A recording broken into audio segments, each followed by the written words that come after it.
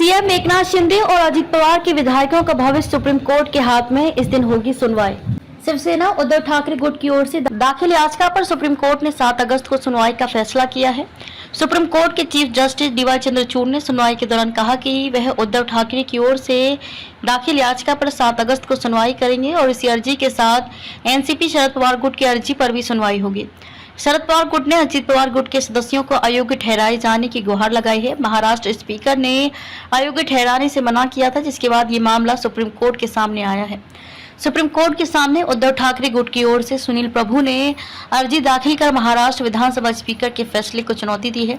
Senior advocate Kapil Sibal ने सुनील प्रभु की ओर से ये मामला चीफ जस्टिस के सामने उठाया और मामले की लिस्टिंग के बारे में गुहार लगाई।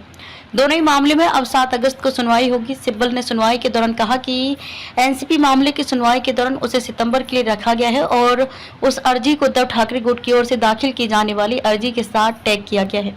इस मामले में हमें कुछ स्पष्टता की जरूरत है, क्योंकि पहले से हमारी अर्जी 6 अगस्त के लिए पेंडिंग थी और सोमवार को एनसीपी मामले को हमारे साथ टैग करने के बाद उसे सितंबर के लिए रखा गया है। तब चीफ जस्टिस चंद्रचूड़ की अगुवाई वाली बेंच ने कहा कि एनसीपी मामला शिवसेना वाली अर्जी के साथ टैग हुआ है और कोर्ट ने कहा है कि वह मामले में 7 अगस्त को सुनवाई करेंगे। यानी कि दोनों ही मामले में अब 7 अगस्त को सुनवाई होगी। मामले में सुनवाई और फैसले का क्या होगा असर।